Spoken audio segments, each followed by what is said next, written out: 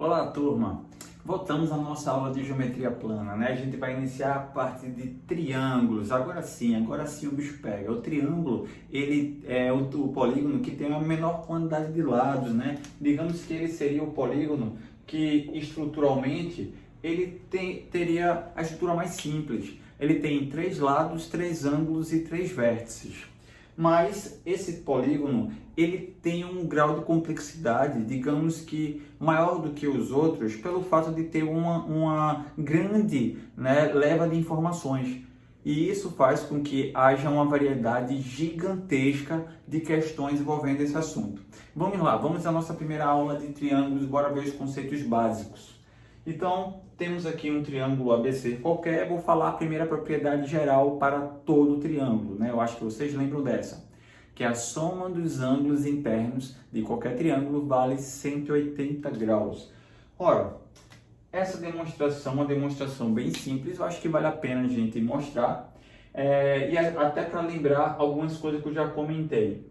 Em geometria plana, a gente tem que ter a liberdade, a maturidade de perceber que vai ter situações que eu posso traçar paralelas, prolongar lados. Então, se eu traçar uma paralela aqui ao lado BC, que eu vou chamar de R, passando pelo vértice A, a gente vai poder usar um assunto bem simples, que é um dos primeiros assuntos que envolvem geometria plana, o assunto de paralelismo. Né? Então a gente tem aqui duas retas paralelas e os lados aqui são as minhas transversais. Então esse ângulo, que é o ângulo B, ele é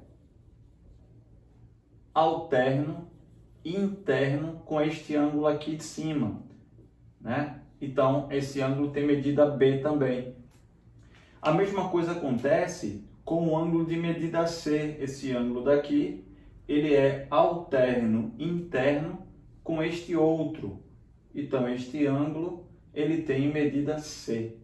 E aqui, por si só, né, pela natureza, é o nosso ângulo A. E aí, ao somarmos o ângulo A mais o ângulo B mais o ângulo C, temos meia volta, né? Ou seja, 180 graus, soma dos ângulos internos de qualquer triângulo vale 180 graus. Outra propriedade bem importante que vai fazer com que a gente ganhe um pouco de tempo nos cálculos, que é como consequência da propriedade anterior, é que diz o seguinte, que em dois ângulos, né, se eu somar dois ângulos internos de um triângulo, a soma desses dois ângulos é igual ao externo do ângulo não adjacente. Então o que isso quer dizer? Se eu somar o ângulo A com o ângulo B, vai dar o externo do ângulo C. A mesma coisa acontece se eu somar o ângulo A com o C, dá o externo do B. Se eu somar o B com o C, vai dar o externo do A. E aí, o que a gente vai precisar saber? Que, se eu somar o ângulo interno com o seu respectivo ângulo externo, isso vale 180 graus, né? Então a soma entre um ângulo externo e o seu respectivo ângulo externo, temos meia volta, né? Um ângulo raso. Então, outra propriedade aqui que vai nos ajudar bastante em alguns exercícios. Seguindo como consequência, eu vou falar aqui uma observação. Essa observação eu chamo ela de asa delta, né? Essa observação do asa delta, ela é o seguinte, ela na realidade, ela é um exercício, né? Exercício que já foi cobrado em vestibulares militares e não militares, que a gente pode aplicar essa ferramenta do asa delta. O que que essa ferramenta nos diz? É o seguinte, primeiro a gente tem aqui um asa delta que ele tem um formato de um quadrilátero, né? É um quadrilátero côncavo, ele tem aqui uma concavidade. A minha procura é a respeito desse ângulo alfa aqui, que é o ângulo que eu vou chamar ângulo do asa delta.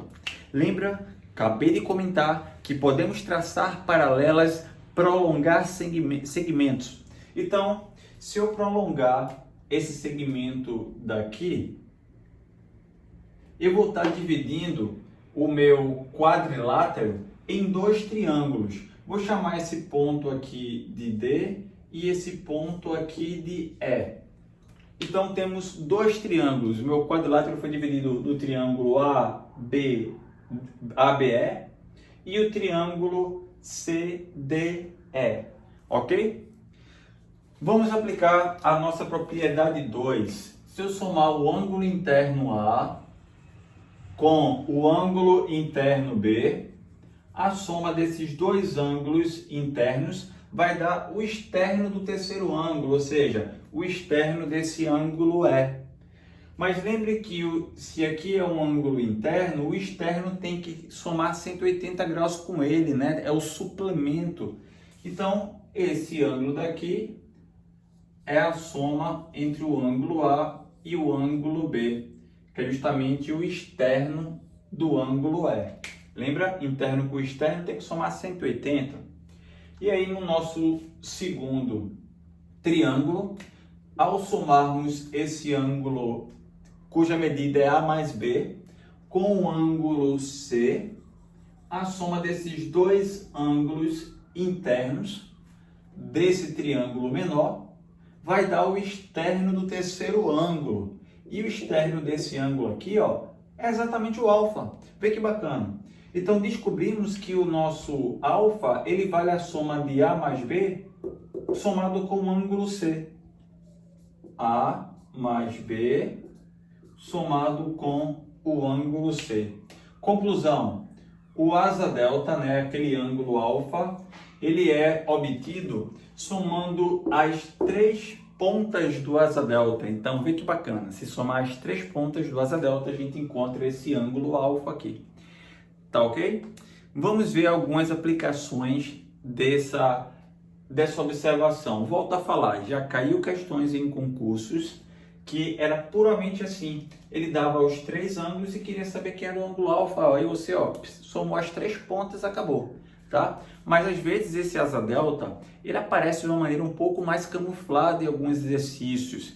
Então por isso que eu digo que é aí uma observação do asa delta, porque a gente vai ver que vários exercícios que a gente vai fazer, a gente vai conseguir visualizar que vai aparecer, mesmo de forma embutida, um ou mais asa deltas desse, tá bom? Vamos dar um exemplo. Pronto, eu estou escolhendo essa questão para a gente resolver e aplicar o uso do asa delta. A figura é o seguinte, é uma questão que ela é relativamente simples, mas para muita gente que tem dificuldade com geometria plana, ela é uma questão de nível até alto, né? Por que eu digo que é uma questão de nível alto? Eles assim, ó, na figura abaixo determina o valor, né? Determine A mais B mais C mais D mais E. Ele quer saber a soma desses ângulos. E aí muita gente se questiona, porque a gente é acostumado a resolver exercícios e a grande parte deles é numérico, né? E não algébrico. E a gente é acostumado a trabalhar com números, né? Fica sempre mais fácil quando a gente tem números para se trabalhar.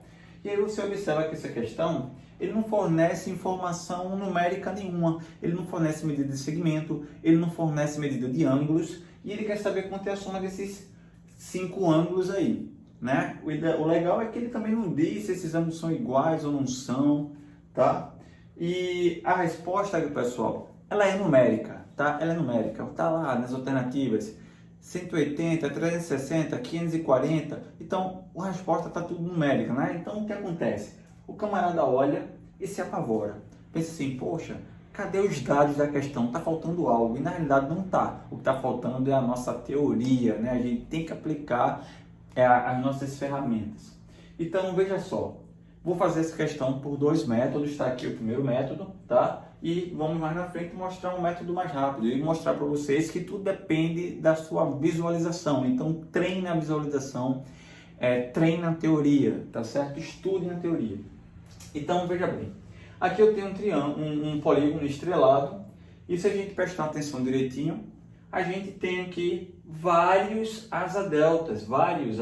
Aqui eu tenho um asa delta, deixa eu dar alguns nomes aqui, A, B, C, D, E. Vou chamar esse pontinho aqui de F, G, H, I e J, esses vértices, tá certo? E aí eu tenho esse asa delta, ó, A, C, F, D e A. Ó, que está de frente aqui pra gente, isso aqui é um asa delta. Note que eu tenho um outro asa delta aqui, ó, que ele está meio que de ladinho, com o bico, a ponta apontando para o B. Tem um outro asa delta que ele está quase de cabeça para baixo, que é o A, C, E, H. Ele está com a ponta apontada para o C. Depois outro asa delta aqui, ó, com a ponta para o D. E o outro asa delta apontando para o E, que é o E, B, J, C e E. Pronto, 5 asa deltas que estão posicionados em posições diferentes. Se a gente aplicar a nossa regrinha do asa delta, eu consigo descobrir esse ângulo daqui. Esse ângulo ele é a soma das 3 pontas do asa delta, ou seja, seria o ângulo A mais o ângulo C mais o ângulo D, ACT. Esse ângulo daqui, ele olhando para esse nosso asa delta, ele é a soma das 3 pontas, ou seja, o B, o D mais o ângulo E. Esse outro ângulo é A, C e E. Esse outro é a soma do A, do B e do D. A, B, D. E o J, ele é a soma dos 3 ângulos do asa delta, que seria o ângulo B, o ângulo C e o ângulo E.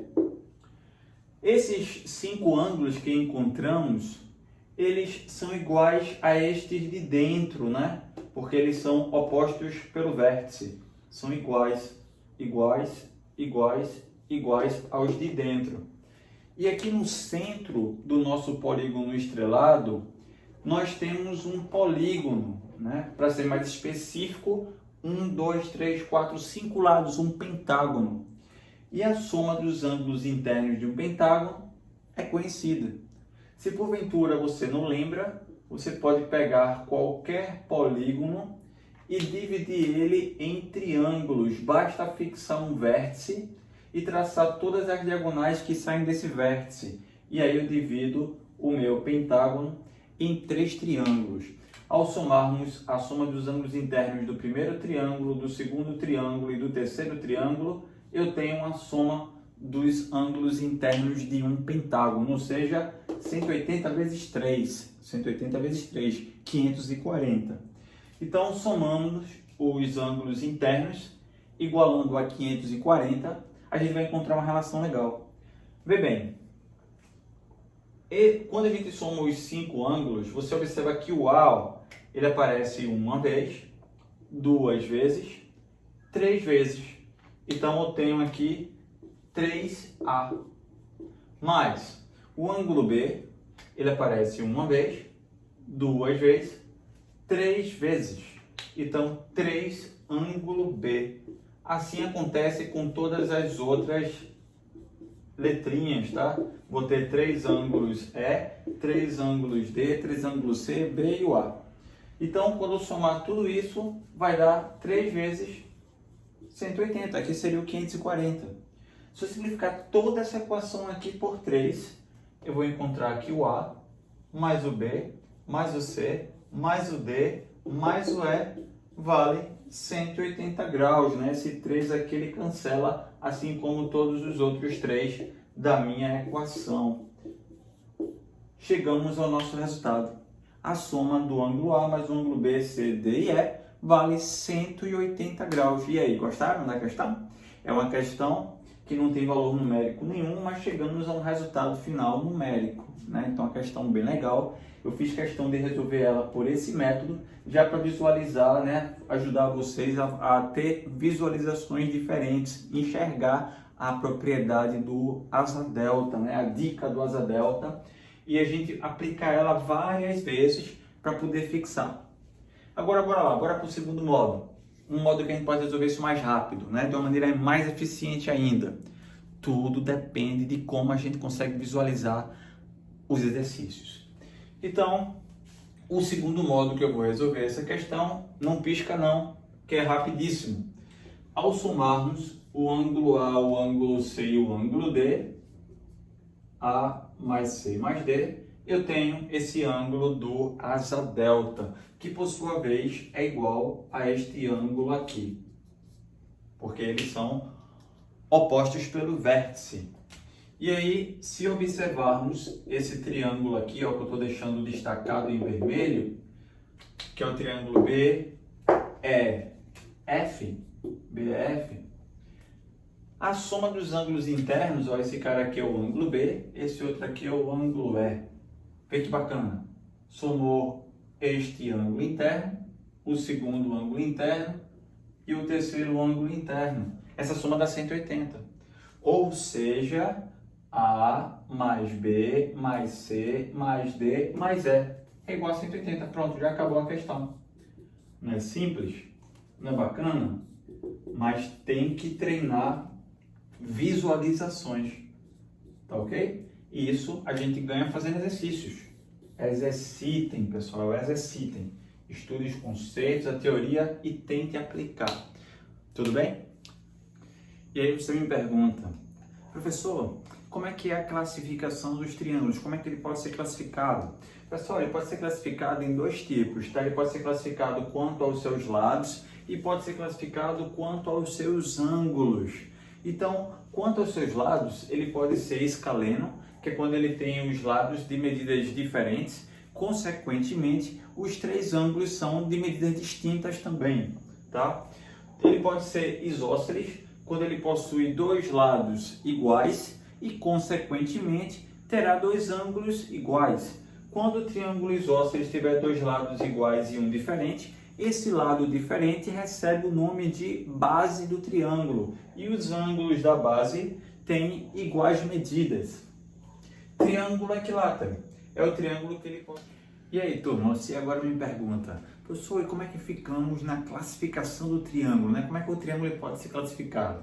Turma, pessoal, ele pode ser classificado em dois tipos de grupos, né? Ele pode ser classificado quanto aos lados e pode ser classificado quanto aos ângulos. Quanto aos lados, ele pode ser escaleno, que é quando ele tem os três lados de medida diferente, e aí, consequentemente, os três ângulos também são desiguais. Ele pode ser um triângulo isósceles, que é quando ele possui dois lados iguais, e, consequentemente, teremos dois ângulos iguais também, tá? Quando o triângulo isósceles ele tiver dois lados iguais e um diferente, o lado diferente ele recebe o nome de base, e os ângulos da base têm o mesmo valor. Triângulo equilátero, né? Ele possui os três lados iguais, né? Essa palavra é que vem de igualdade, a igualdade entre lados.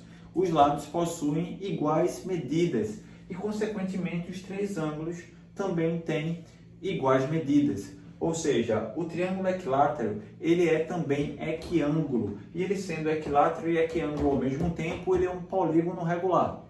Outro detalhe, a definição de ser isósceles é que ele possua dois lados iguais. O triângulo equilátero ele tem dois lados iguais, né? Lembre que quem tem três tem dois, quem tem três tem dois. Então, todo triângulo equilátero ele é isósceles, mas nem todo isósceles será equilátero. E quanto aos ângulos? Quanto aos ângulos, nós podemos ter o triângulo acutângulo, que é quando ele tem todos os ângulos agudos, ou seja, menor do que 90 graus. Temos o triângulo retângulo, que é quando ele possui um ângulo reto. Consequentemente, os dois outros ângulos são agudos e complementares, ou seja, a soma deles vale 90 graus, vale com 90 graus. Já tem um de 90, falta 90 para ser distribuído para os outros dois, que pode ser de forma igual ou não. Então, pode existir o triângulo retângulo isósceles, como também esse triângulo ele pode ser escaleno.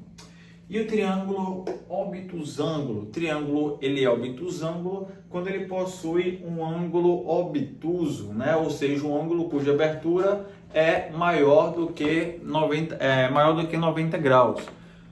E aí a gente tem o seguinte, e menor que 180.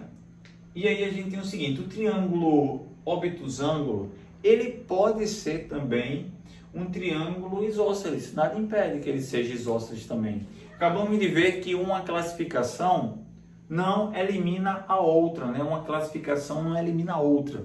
Então ele pode ser retângulo e escaleno, ele pode ser retângulo e isósceles, ele pode ser obtusângulo e escaleno, obtusângulo e isósceles. Mas todo triângulo equilátero, obrigatoriamente ele é acutângulo. Então aí está as classificações do triângulo quanto aos lados e quanto aos ângulos. Pessoal, vamos para outro exemplo de uma questão de geometria plana envolvendo os conceitos básicos. A questão é o seguinte: no triângulo isósceles ABC, de base BC, tem-se que BC, esse segmento aqui, é igual a CD, esse outro, que é igual a DE, que é igual a F, que é igual a FA. Determine o ângulo A, ou seja, eu quero descobrir o valor desse X aqui. Pronto. Questão bacana, pessoal. Essa questão ela também não tem valores numéricos nenhum. Não sabemos medida de segmentos, não sabemos medida de ângulos. E olha, as alternativas, toda numérica, né? Então dá aquele pavor. E aí, como começar? Né? A gente tem que começar, como a gente brinca, né? Diz, tem que começar pelo começo, pelo início. A gente tem que começar visualizando a nossa figura, né? O que a gente consegue tirar de aproveito daí? Bora pegar as informações do texto. Ó, o triângulo ABC, ele diz que ele é isósceles, de base BC. Então, se BC é a base, é o lado desigual. Significa dizer que esses outros dois lados, que é o lado AC e o lado AB, são de iguais medidas e, consequentemente, os ângulos da base têm o mesmo valor, ok? Outro detalhe, quando ele dá o valor desses segmentos sendo todos iguais, bora explorar a figura de uma maneira bem diferente. Primeiro, se fôssemos fazer uma pergunta básica para vocês, bora aprimorar a nossa visão. Quantos triângulos vocês conseguem enxergar aí nessa figurinha, né? Bora lá, bora marcar o tempo. Então, pessoal, algumas questões a gente tem que fazer isso, essa análise antes de começar qualquer coisa. A gente consegue enxergar aqui alguns triângulos, né? Ó, tem esse triângulo pequenininho aqui, um triângulo, o triângulo FED, um segundo triângulo, temos aqui o terceiro triângulo, temos aqui um quarto triângulo, mas também temos a união desses dois triângulos aqui, ó, que vai dar um triângulo maior, 5 triângulos, né? Então, a união desses três primeiros, então vai dar um quarto triângulo, né? Ou melhor, 1, 2, 3, 4, 5, os 3, 6 triângulos. E a união de todos os 4, temos aqui o sétimo triângulo. Então, a minha figurinha tem 7 triângulos. E aí eu pergunto, desses 7 triângulos, quantos são isósceles? Isósceles temos os pequenos, ó, 1 triângulo isósceles, 2 triângulos isósceles, 3, 4 e o grandão que é isósceles, 5 triângulos isósceles. E os triângulos isósceles têm os ângulos da base de iguais medidas. Então, nesse triângulo AEF, esse ângulo A é igual ao ângulo E, porque esses lados sendo iguais, os ângulos opostos a eles têm iguais medidas também. E aí, usando a propriedade 2 de triângulos, somando dois ângulos internos, vai dar o externo do terceiro ângulo. E o externo desse ângulo aqui, ó, é esse outro. Então, esse ângulo tem medida 2x. Mas como esse triângulo aqui ele é isósceles também, se aqui vale 2x, esse ângulo vale 2x. E aí, a soma de dois ângulos internos vai dar o externo do terceiro ângulo. Mas o externo desse ângulo aqui, pessoal, não é esse outro. Porque esses dois ângulos não somam 180 graus. Para somar 180 graus, eu tenho que fazer o prolongamento. Ó. Esse ângulo todo que é o externo do ângulo E. Então, esse ângulo todo que tem medida 4x, né? 2x mais 2x, 4x. Mas, se aqui vale x, aqui fora também vale x, porque é oposto pelo vértice. Como o ângulo todo vale 4x, 3x é a parte interna desse ângulo. Novamente, triângulo isósceles, lados iguais, ângulos iguais, 3x, 3x. A soma de dois ângulos internos vai dar o externo do terceiro ângulo. E o externo desse ângulo aqui, novamente, não é este. Temos que fazer o prolongamento, formando 180 graus. Isso tudinho que vale 6x. 2x, 2x aqui também, oposto pelo vértice. Como o ângulo todo é 6x, a parte interna mede 4x. Mas esse triângulo aqui embaixo também é isósceles. Então esse ângulo também tem medida 4x. O ângulo B ele é igual a um ângulo C, porque o triângulo ABC ele é isósceles de base BC. Então os ângulos da base têm o mesmo valor. Esse ângulo vale 4x, aqui também vale 4x. Logo, x é a parte interna. E aí, tá vendo esse triângulozinho aqui embaixo? Ó? O ângulo de medida x com mais 4x com mais 4x, essa soma vai dar igual x mais 4x mais 4x é igual a 180 graus. A soma vai dar igual a 9x igual a 180. Com isso encontramos o x igual a 20. Letra C. Poderíamos também fazer essa mesma linha de raciocínio, mas tendo que trabalhar com o ângulo A, B, C e D, o triângulo maior.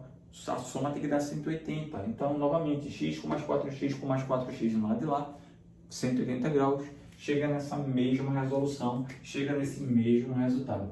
Então, é uma questão bem bacana, bem legal, envolveu todos os conceitos que a gente basicamente trabalhou agora, né? A gente viu os conceitos de triângulos isósceles, viu a propriedade geral dos triângulos, que a soma dos ângulos internos vale 180, a soma de dois internos dá o externo do outro, e a soma do interno com o externo dá 180 graus. Pronto, várias propriedades iniciais que a gente estudou. Espero aí que vocês tenham curtido esse exercício. E mais uma vez, a gente vai finalizar a nossa aula por aqui, tá? Espero vocês na nossa segunda aula de triângulos, onde a gente vai ver mais conceitos e mais exemplos importantes para dar essa base boa que a gente precisa para o nosso concurso.